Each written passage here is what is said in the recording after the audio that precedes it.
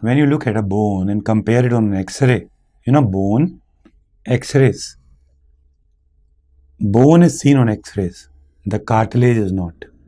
And bone is covered by cartilage at the top, bottom.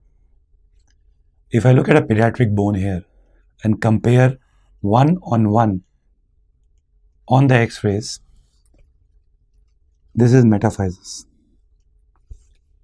This is the most common location for infections and tumors. This is diaphysis, also called as the middle of a bone.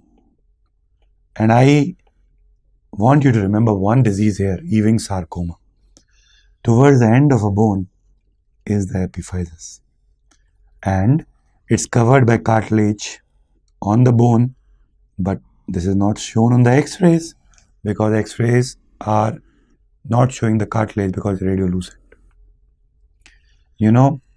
The upper end means epiphysis, the metaphysis, and in between is the growth plate called as physis.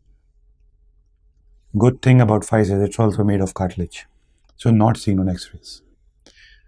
Bone, look here, bone.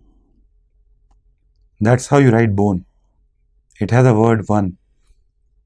So bone has 1. So it has type 1 collagen. Cartilage, you can write it like this. Cartilage.